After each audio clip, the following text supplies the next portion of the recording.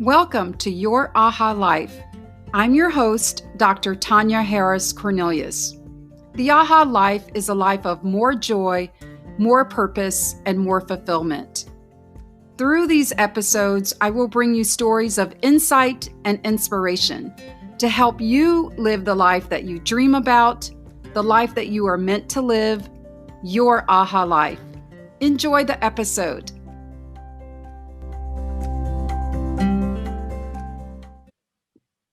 Okay, we're recording. So hello everyone. I am Tonya and with Your Aha Life. And today I have Laura Rubin with me, and she describes herself as the Midlife Strategist. So Laura and I will be talking about midlife and strategies for navigating the midlife. So without giving too much on that just yet, I want to take this time right now and say welcome to you, Laura. I am extremely happy to be here. I'm so looking forward to our conversation today. I am too. And I want to tell the listeners and viewers that this will be less of an interview, although I have a lot of questions for Laura, and more of a conversation. So we will have some back and forth dialogue, and listen in. I'm glad that you're here with us. So let me read Laura's bio. So Laura is the midlife strategist, as I've said, inspiring women to embrace midlife with renewed energy and a sense of purpose by connecting to their true north. Laura is a speaker, writer, and the founder of the Midlife Strategy Roadmap. I hope we're going to get into that a little bit into our conversation. So here's what to know about Laura. She spent her early life, like many of us, high-achieving people, ticking off a lot of boxes of marriage, children, career, mindlessly following the crowd and whatever society has modeled for us as the perfect life.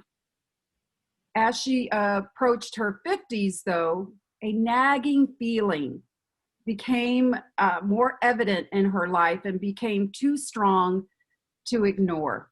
I know that feeling, Laura. Yeah, I think we all do. Yeah.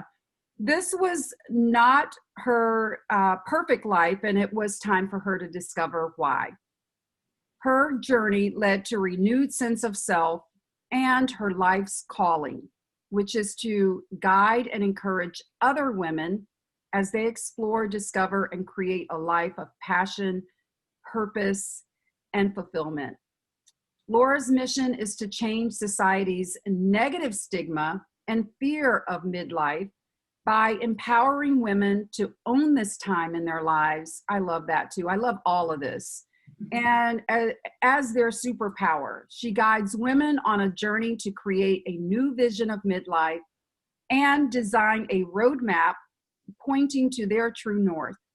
Laura spends her free time staying fit, traveling the world, and competing as a national level equestrian. That's pretty cool. It's fun. It's a lot of fun. Yeah. You have an interesting bio, and when we first connected, it did resonate with me. I am a woman in my 50s, as well as, I talk to a lot of women and men who are also approaching what we would quote unquote call midlife. And I even want to ask you about that. And sometimes they're feeling stuck or lost in a way and are looking for direction. So Laura, again, welcome to Your Aha Life. And I am looking forward to our conversation. We're going to have a great one. Yeah. So anything else you'd like to share about your personal journey that I didn't cover? So that is really the basics of it. I am a serial entrepreneur. I spent my entire life jumping from thing to thing. I go from working for myself to getting a job in corporate, to getting bored, to, just jumping back and forth, trying to find that thing, but not realizing that I hadn't found myself. And until I knew what I really wanted, I was just jumping to that next thing that I was good at, not necessarily what was lighting me up and what really moved the needle, moved the needle for me. So when I was in my mid 40s, I lost my job. The company closed, and I really had started realizing, I kind of really looked back and realized that about every 3 years I get bored. And I thought to myself, well, here I am again, and I've lost my job. And it wasn't, I was getting bored, but it happened to be, I got pushed out because the company closed. And I thought to myself, do I continue doing the same thing? Or do I really sit down and examine what is going on? Because I was in my mid 40s. I realized that I still had another 40 years left. Yes. I really like to do what's important to me, or what really lights me up, so that in 3 years, I'm not sitting here again going, okay, I'm not happy, I got to find something else. And for me, the finding something else was doing the same thing, but in a different atmosphere. And I realized that same thing, even though I was good at it, didn't light me up. So it was time to figure out who was Laura, what mattered to her, and then make some decisions based on that information, so that in 3 years I wasn't bored again. Yeah, you've said so much just in that opening time, but I was going to ask you, because in your bio it talks about this nagging feeling, right? And so, but good for you that you recognize that you were moving to new things, but kind of the old things too, right? And so I just kept bringing the old things with me. So in my head, I was like, okay, this is a new atmosphere. This is a new place that I'm doing this, but I'm still doing the old thing. So it became very apparent that what I was doing wasn't necessarily the problem, but what was not lighting me up. It wasn't that, moving that same thing from location to location was not solving the problem. Mm-hmm.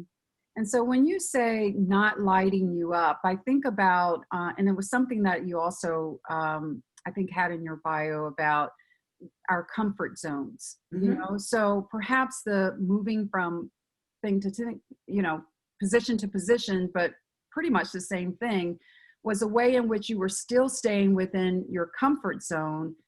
So I guess I'm asking two different questions. Do you see that that's what it was? And then this whole notion of lighting you up, tell us more about that. I wanted to wake up every morning and be excited about, what I was doing.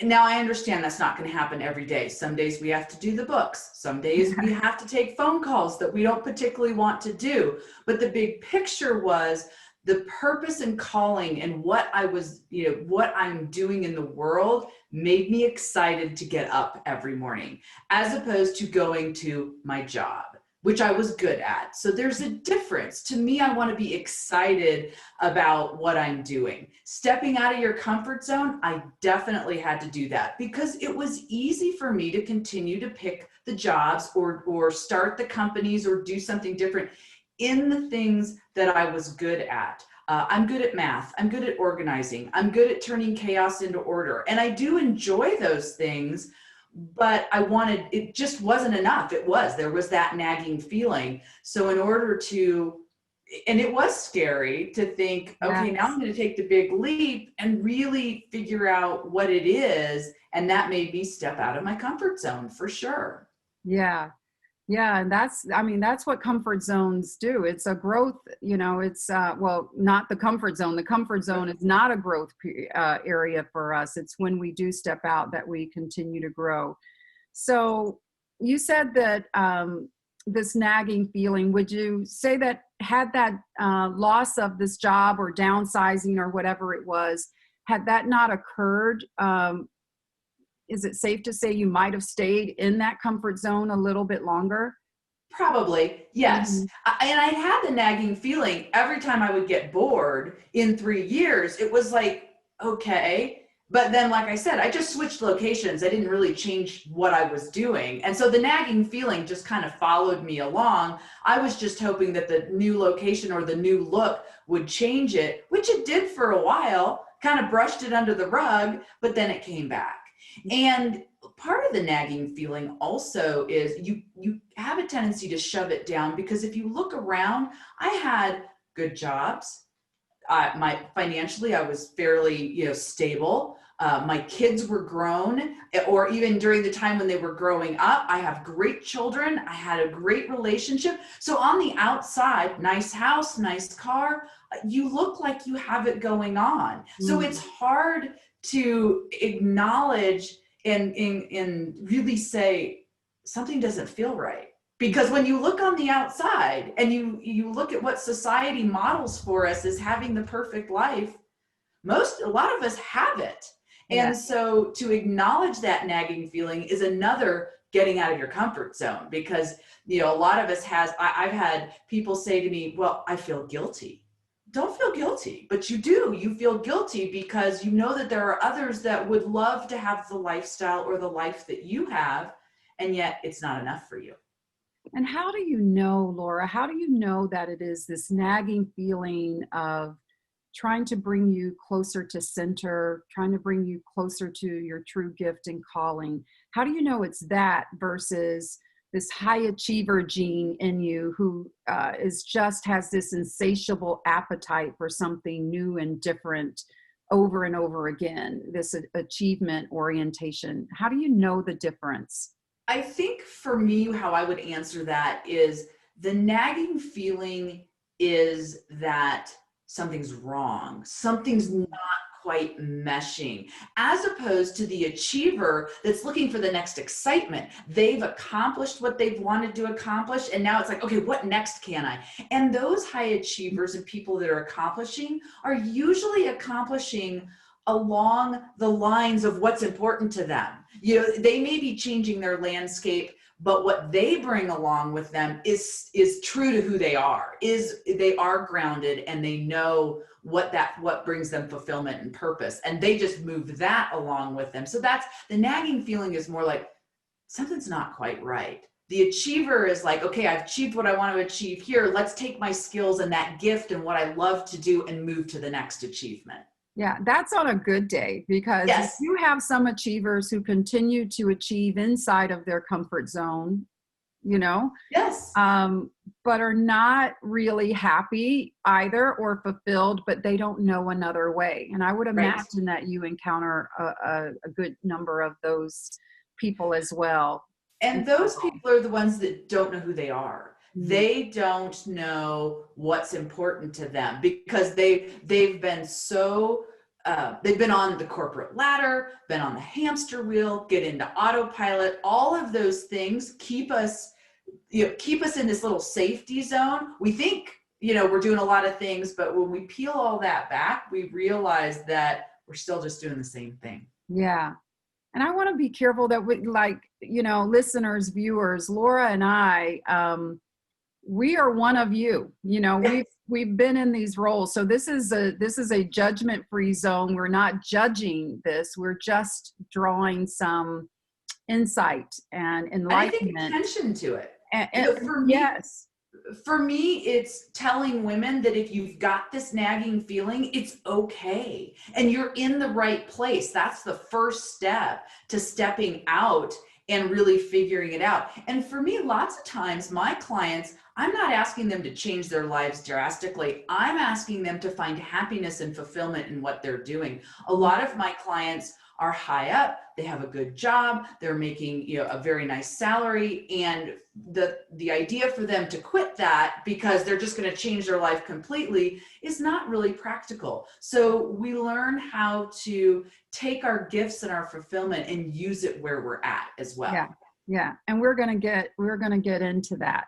Yes. I want to go back to the basics, terminology even. So midlife.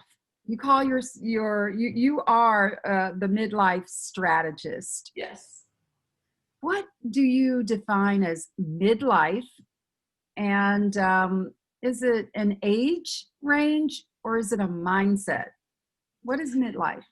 So I look at it, I treat it right now as an age range. I feel like when you hit 40, you're starting to look at what's ahead of you and realizing that you're a little closer to mortality than you were. You start looking, and that's why we start looking at what's ahead of us and wanting to make more for our lives, because we realize we've gotten to this point and we want more, and we want to contribute more in a different way. And so I treat it as a 40 and above, but there's a new term out there called middle essence that's being used. Oh, wow. I love that. What is that?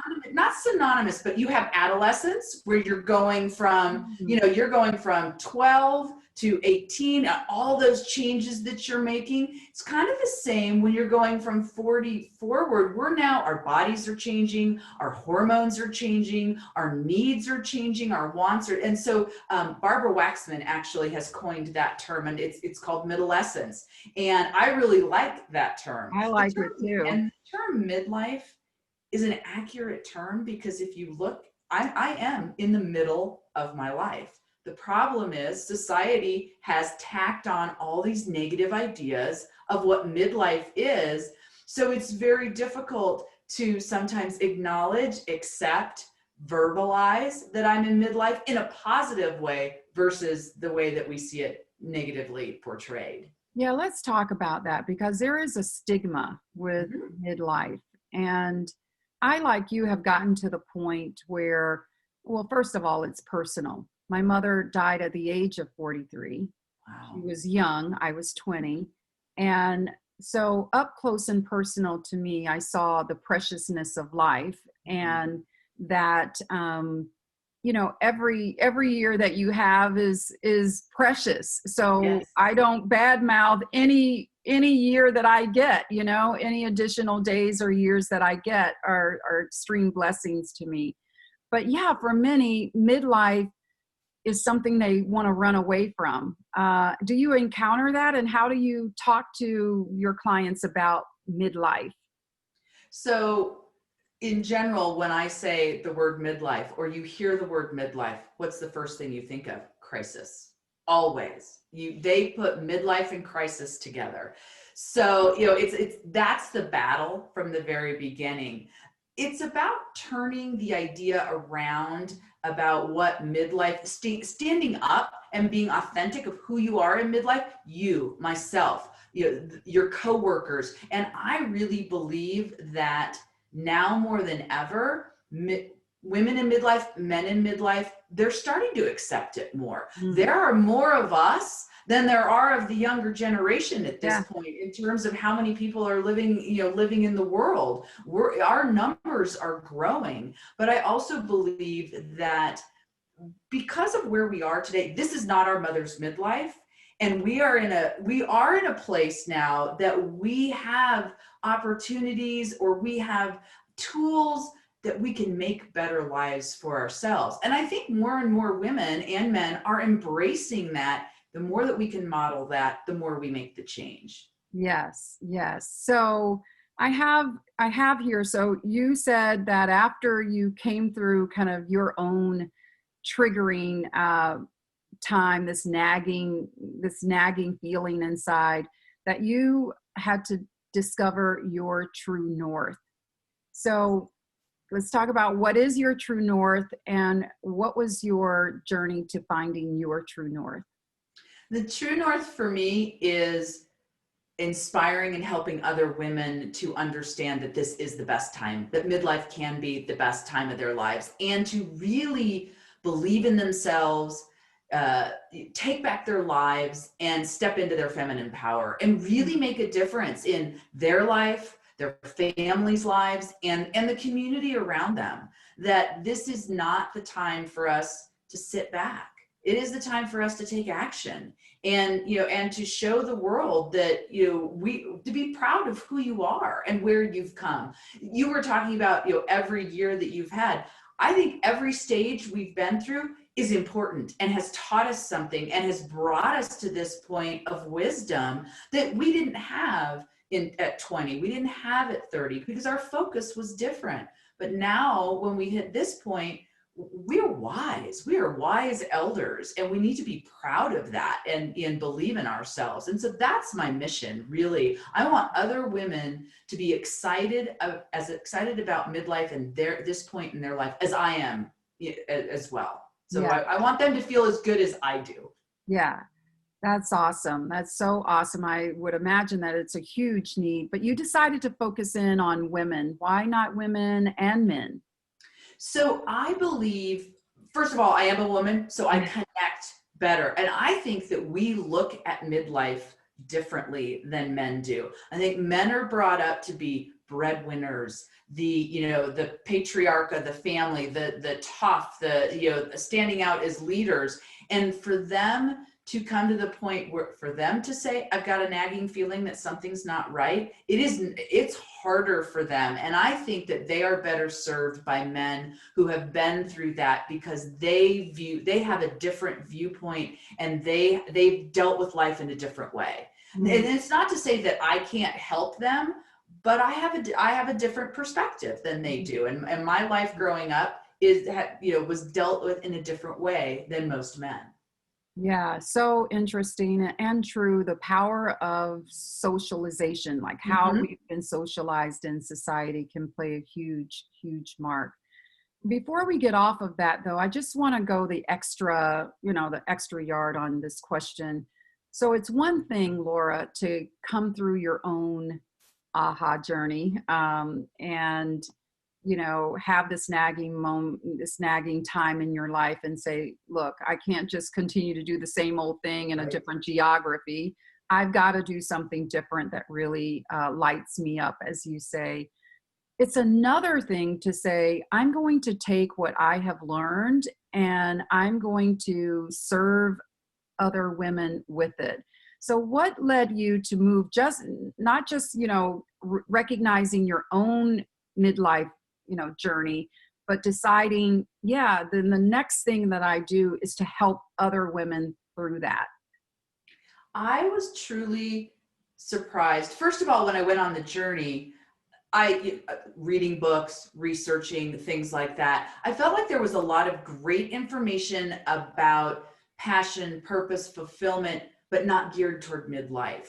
And our situation is slightly different. We usually don't have children at home. We're much more entrenched in the corporate ladder or in our jobs or whatever. So our perspective is slightly different than a 30-year-old or a 20-year-old. There was good information out there, but I didn't think that there was a lot really geared toward this stage in life. And then the second thing was, I was surprised at how many other women I talked to that felt exactly like I did, and didn't know where to go, and didn't know where to turn, and needed accountability and someone to stand alongside them, because they didn't have the time, or they didn't know how to research and go on the journey that I did, because the journey took me a while.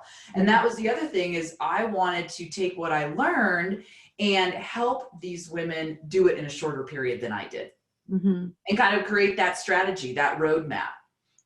And I'm just curious, did you find that the women that you were encountering, who perhaps were having their own nagging feeling, but they were, too entrenched, if you will, like you said, in their corporate lives, felt like there was too much to risk, and so the awakening took a little bit longer for them, because maybe it's fear of doing something different. I've been successful at what I've been doing.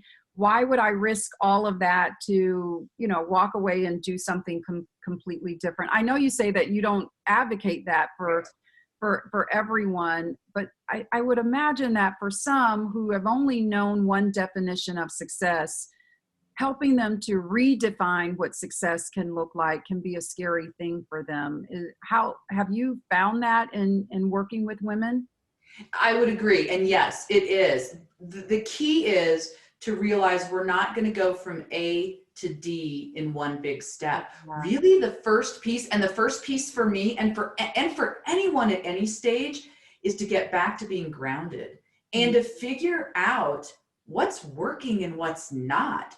And if you do those things and you start figuring out what's important and what you like and what your yeses are and what your nos are, then decisions start becoming easier. How you operate in your work life becomes easier.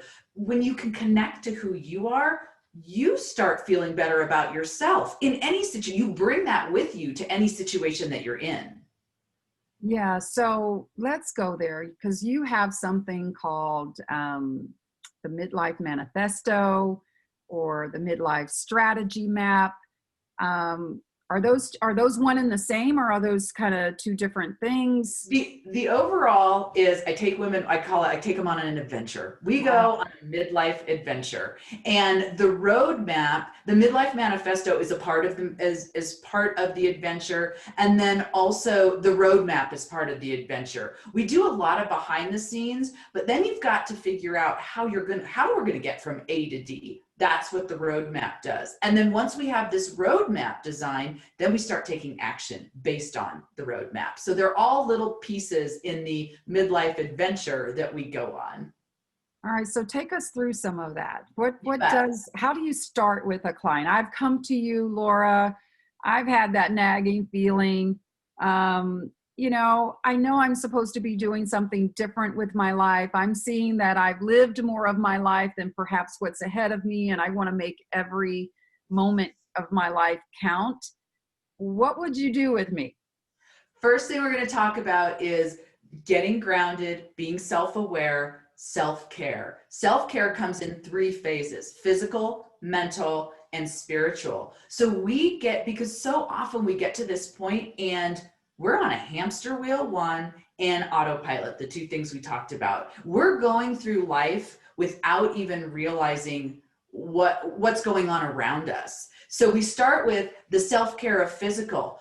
I encourage people, let's get out in nature. Let's get moving. And it doesn't have to be a specific exercise program. Let's walk. Whatever it takes, just start moving your body and start moving that energy that's in you, that stale energy, start getting it out so that we can open up to receive things. And so it's just about eating nutritiously. Let's look at, are we eating too much sugar, too much junk food, that kind of thing. And it's not a diet plan. I'm not going to give you meal plans, but it's just looking at how are we taking care of ourselves physically? Are we sleeping enough?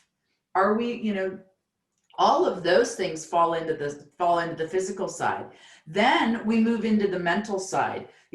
Are we setting boundaries for ourselves? Do our yes really mean, are we saying yes to things that we say yes because we don't want to feel bad? And yet when it comes And time we to don't do want to disappoint others. Exactly. So say yes. Yes, exactly. So we start looking at what's working. What are we saying yes to that we shouldn't say yes to? We really need to find a way that we're going to feel good about saying, no, I really can't do that right now. So we learn how to say no. We learn how to set our boundaries. We learn how to look at situations and think, is this toxic? Do I continue this? Do I not? Mental side. Spiritual side, meditation, journaling, and that could be done in nature as well. And some people that resonates, some people it doesn't. So, the program molds itself to whoever is going through it and whoever I'm walking with. So certain things resonate, certain things don't. But bottom line, those 3 areas, when we can get those in order, it starts releasing the old energy and allowing some openness for the new energy to come in, and an excitement and a happiness and a joy, gratitude, those kind of things. So that's the base. And mind, body, spirit. Yes. And if that is all you did, that'll get you started on the road for sure. And that doesn't require you to find a new family, maybe find new friends if they're toxic, but it doesn't really require you to change a lot of what's going on in your life. But what it will do is start making you aware of, oh, I don't really like that. I'm not going to do that anymore. Oh, I really like that. So I want more of that in my life. You start picking and choosing what you want more of in your life and what you want less of. That's the ground. That is the basic. Then you move to the clarity level. So now we've kind of opened up. We've got this place to receive. Now we're going to explore and discover. This is where like if I asked you what your core values were, a lot of women look at me and they're like, okay, I think I know, but have they truly defined them, and do they have them written down on paper somewhere? What I are your have core them. values?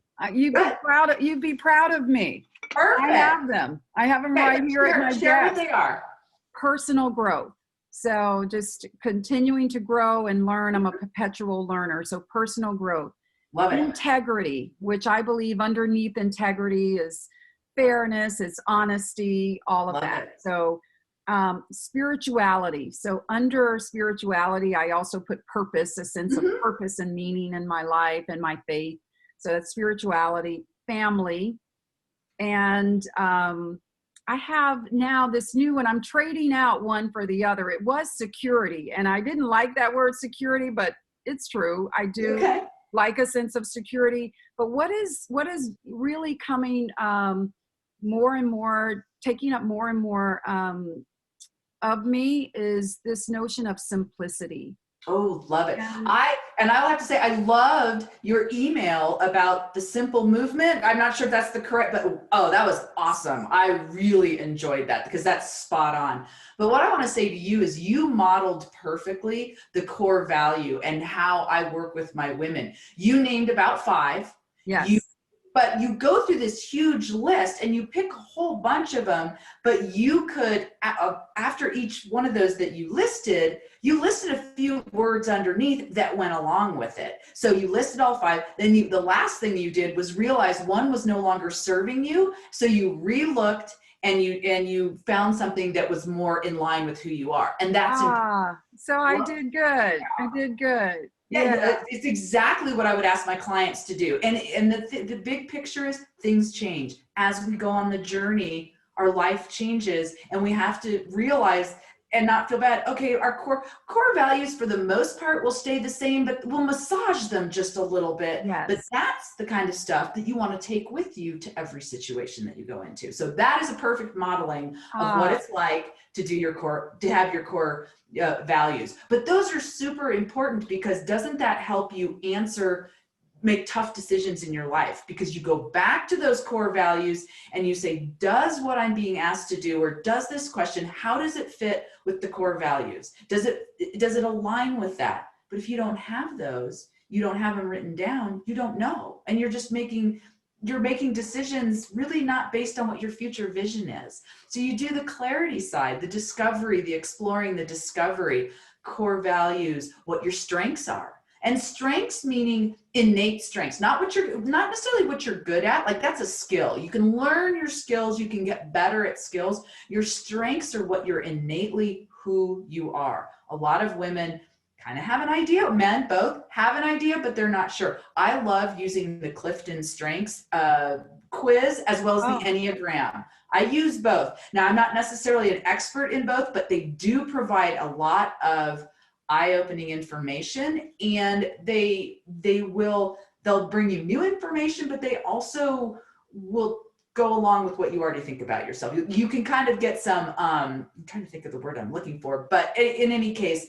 it solidifies what you feel as well. So I love to use those as well. That's all part of the clarity phase. Oh, nice. So we're just kind of building. Is that the first stage, like getting clear? Clarity. Yes. Yeah. Well, the first stage is the grounding. Then we get clear.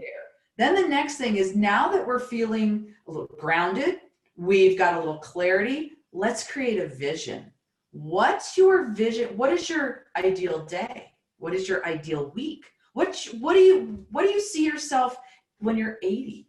What would your 80 yourself like to see that you've done from 40 on, whatever that looks like? So we create this vision. Again, if you don't have something out there to work toward, how do you know how to make your decisions? How do you know how to go on the road? You build your roadmap. What kind of roadmap are you going to build if you don't have any destination to get to? Yeah.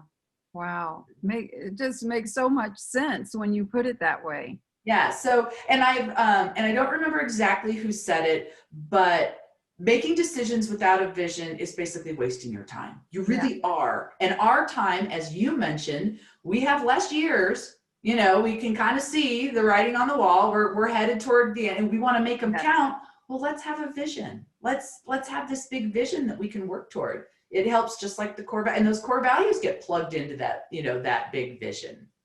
And how do you help people create their vision? Because some people that I speak with, they said, well, I don't know, I don't know. I mean, it's just lack of clarity, I guess. And maybe it goes back to And the grounding and all of that. But yep. And that is exactly caught right. up in this big word. It's almost like when people get caught up in this big word of purpose, well, what does that really mean? But yeah, when they say, what is your vision for your life? I'm like, I don't know, so how do you help? And it is definitely a big question. It goes back to the grounding, and it goes back to the clarity.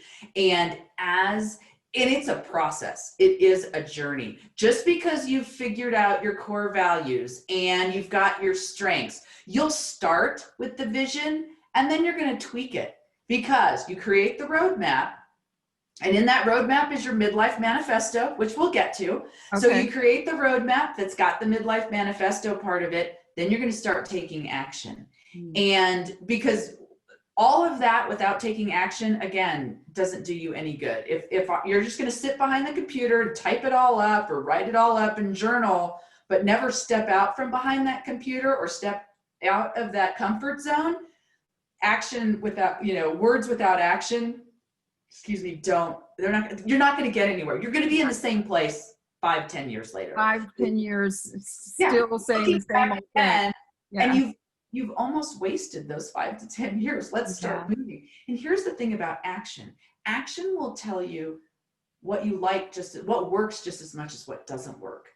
And until you take action, you don't know. You won't fit. Like my motto, fail fast, fail often, because that's your learning tool to get righted. You take that detour. Okay, let's get back on track. Take that detour, get back on track. You've got to take those steps and be willing to put yourself out there and do whatever that is, so that you can learn what works and what doesn't. What's going to get you closer to that vision.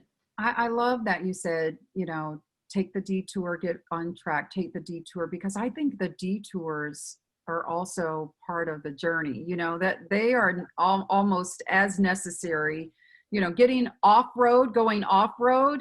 Yes. Just as important of getting back onto the highway, the paved road, those things together, I think actually help us learn about our journey. And so off-road might be experimentation, experiment definitely. with things. You won't know if you like it or don't like it if you never experiment with it. And that's exactly right.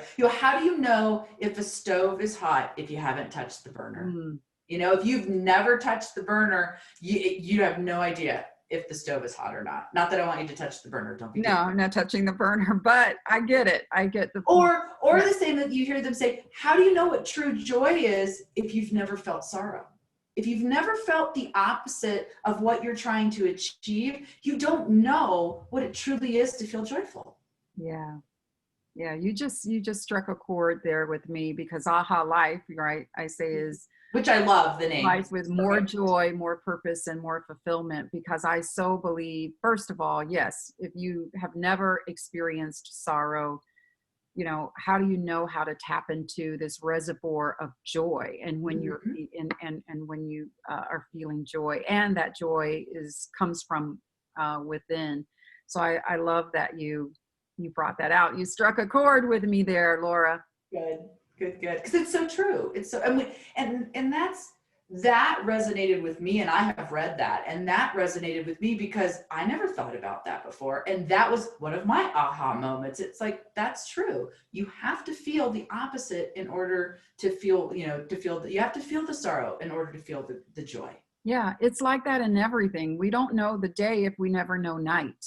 Exactly. You don't know good if you've never seen something that you consider bad. I know those are kind of judgment calls, but yes, right. You kind of have to know the opposite, the yin yang of something, to know and value the other part. And the thing about joy is that, I think it's just a huge learning for us to know that we can cultivate our own joy. In any situation, no matter what. Any situation, yes. Even through sorrow, you can find that joy. Yeah. So for me, and could you talk, because I love joy. And that's that is one of my Midlife Manifesto statements is, I live in joy every day. Wow. And to me, joy is a state of being. I look at happiness as it can come and go because it can be dependent on what's going on around you. But joy to me is a state of being, no matter what. And so that is in my midlife manifesto. Joy is a state of being. I live in joy every day. Yeah. So are we ready to go to manifesto? Have we bet. gotten through the kind of the roadmap? So Well, and the manifesto is part of the roadmap. okay. Is part of the roadmap. So the manifesto is a declaration, statements of what you believe, how you want to live your life, what's important to you. They can revolve around how you spend your money, how you save. They can revolve around money, health, family, health and wellness, how your attitude for things. They can even be statements around how do you handle the negatives in life? How do you handle the comfort zone? How do you handle, they are just statements that you look at, they are powerful, like I am, I will, I believe, all of those things. And in a manifesto is personal to every person. You can write an essay if you want. You know, the Constitution is a manifesto. So you can write a really long form one. I like sentences and I like 8 to 10 sentences that I can stick on my desk. I can put on my bathroom mirror so that I see them every day. And they're your guideposts of how you want to live. Some of them you're living right now. Some of them you're aspiring to. And it goes back to, and you use your core values. Again, those get woven in to your manifesto statements. And you use those as your roadmap, as a guide when making tough decisions. When you are down in the dumps in life, you go back to that manifesto. This is how I want to live my life. This is what's important to me. And they just keep you on track and keep you on the road and on the journey of life. Yeah. So give us some clues or give us some examples of manifesto statements. You said joy was one of yours. Right. Joy is one. Another one would be something like, I believe that I am not in control of how people feel. So if you struggle with people pleasing or making sure people like you, that might be one of your manifestos. So how let's see, let me think about some other ones. I should have gotten a list out and I could have read some. Health and wellness. I love my body and I eat healthy and do movement every day, something like that. And, you try to be somewhat specific. So I eat healthy can mean something different. So maybe it's like I include good protein in my diet every day. You can get down to being that specific. It's just, again, those statements are whatever is important to you. I will greet each person that I meet with a smile. I will be grateful for everything that happens in my life, no matter what, and see the silver lining. Things like that. So those are all manifesto statements. I will treat my money with respect, something like that. And I will spend my money wisely on my terms, things like that. Yeah. So those are manifesto statements. You can take your core values and write them into sentences, how you would live your life based on this as well. All right, so what we have is the roadmap that starts with grounding, getting clear, so clarity, establishing the vision that you have for your life, and then starting to take action. Yes. And part of that action is really writing out your manifesto that serves as your guide, right? What else? Is there anything else? So if I have all of that, am I... you're working with me. Do I have what I need now to move forward? You have the beginning and you have a very solid base, but I would ask you to take even further action. So if if you feel like getting out in nature is going to really help you help you with the job that's difficult for you or whatever that happens to be, I want to say to you, okay, how are you going to put that in your calendar? What are you going to do? And then you're going to go do that, and you're going to report back to me. Let's say that you're not really happy with your job, but there are things about it that you like. I'm going to ask you to, based on your strengths and what you're passionate about, I want you to do some research. I want you to come back to me and tell me, what is the ideal job for you? What kind of job would you look for? So I want you to start looking at where, if I were to apply for a new job, what would it be? And here are four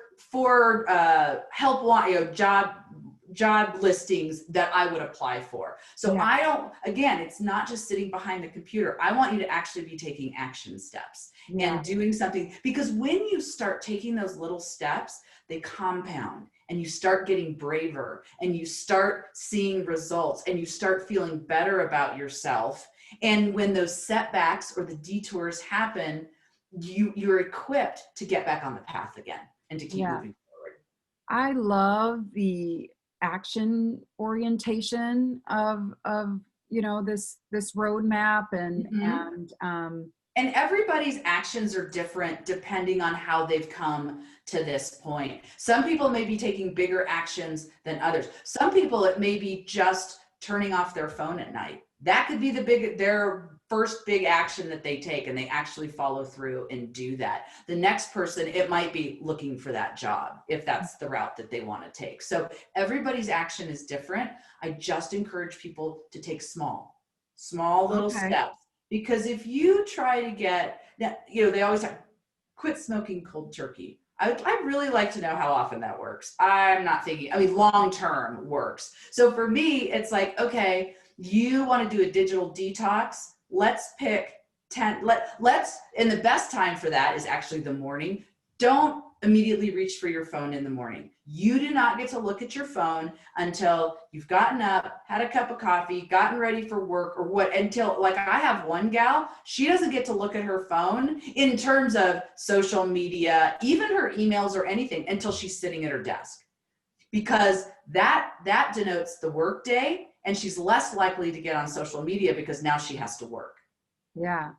So, and then of course that social media, it can take you down a spiral. Oh, definitely. And I'm just as guilty. It's like I go in there for one thing, and an hour later, I'm like, how did I get here? I have to take my own advice. You stop doing that. Turn it off. Yes. Yeah. I also love the accountability. And that's what it means that you are providing with your clients, for sure. How do we, was that my dog? It was. Hey, so if you're viewing this podcast, oh my God, now he's barking. If you're viewing this podcast, my dog, you hear him now, you saw him, he's Marley. So Marley has made his debut on this podcast. Oh, yay, yeah, he's a sweetheart. So Laura, we've talked about a lot, and it's a lot of great things. And is there any other advice that you would give to our viewers, our listeners, before we move into the close? For me, I would say to your listeners, or to anyone listening, that don't wait. Don't let the fear take over. Take small actions. Find someone, friend, family member, a coach, if that's how you want to proceed. Take those first steps. Don't allow yourself to stay in that space any longer, because it's your turn to shine. It's your turn to step up and be that person that you know that you can be, and that you were put on this world to be. Yeah. So let's do it. Don't be afraid. Don't let fear stand in your way. Be brave. Be brave. Let's do it. I love that. So couple more questions that I ask all the time. So now that they've heard you, how can our audience get in touch with you? Where can they find you? Best place to find me is on the web, lauramarierubin.com. I offer free midlife compass and clarity calls. And if someone just has a question or they're not feeling good about where they're at, it's a free 45-minute call, and sign up. And I'd be more than happy just to talk with you about where you're at and what thoughts I had and what what you can do to start moving forward. So I love to share the message, and the more I can share the message, the more it lights me up. So that's the best place to find me. I also am on LinkedIn, and then I also have a Facebook group, the Midlife Revolutionaries, that if you women would like to join, we talk about, I do some training in there. We talk about issues and questions, and we have fun in that group as well. That sounds fascinating. I will have to join you there. I didn't know that you had a Facebook. It's called Midlife Revolution. Yep. Yeah. Look us up. So cool. So cool. So, and so generous of you to offer that, that free complimentary initial conversation. Yeah. Sometimes it just takes, sometimes women don't know who to talk to. A lot of times family members don't. Like, I tried to talk to my kids about it. Well, I tried to talk to my kids about what I was doing, and they were like, "Great, Mom, so glad you're excited." They're in their 20s, and their 30s. So, they were excited for me, but certainly were not there to be my sounding board because they're not in that same stage. So it's nice to have someone that's in the same stage as you are, and be that sounding board for the frustrations or the fear or whatever that is.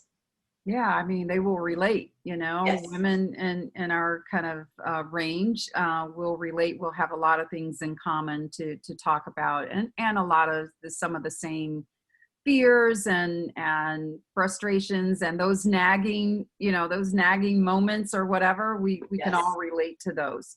So my last question for you, as you know, this podcast is called Your Aha Life. And often I say, the aha life is a life of enlightenment that leads us to a life of more joy, purpose, and fulfillment. But as you have even noted in your work, that is different for everyone. It's a personal expression of your life. So how do you define your aha life, and how are you living your aha life today? So for me, it's living life on purpose, and it's living life on my terms, on what I've decided. Again, everyone has their own terms. So I am living on my terms. I say yes when I mean yes, and I say no when I mean no, and I'm not apologetic about it. But mind you, it took a long time to get there. But that for me is living my aha life. It's just living on my terms and believing in myself and being proud of who I am. And I believe that it's taken this long, but there's a reason that it's taken this long, and I'm good with that. Yeah, I'm so sorry. Oh, my dog. He wants to join in. He agrees with everything we're saying. He either sees squirrels out there or the post office person or something. So it makes it real. It makes it real. This is real. I'm at home and I'm up in my loft, and he's having a go for it. He's going for it. He's like, "You're not downstairs taking care of things, so I'm going to take care of it. I have to take care of it. I have to do what dogs do, right? I have to protect the residents. Exactly. Laura, this has been an enlightening, and I knew it would be great because it's such a great topic, and you're doing such great work with women who are going through this important time in their lives, and I just commend you for it. Thank you for being my guest. Well, thank you for letting me be on. I have so much fun sharing the message, and we have such great conversations, and this one was a wonderful conversation. I just really enjoy it. Yeah, well, we'll be in touch for sure. Perfect.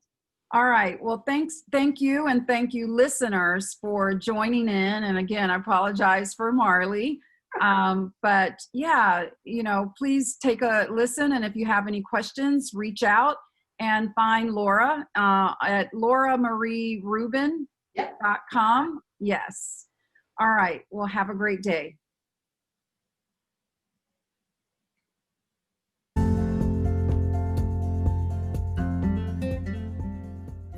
Thank you for watching. I'm Dr. Tonya Harris Cornelius. Come back again in another couple of weeks for a brand new episode. Hit the subscribe button, and I'll see you soon.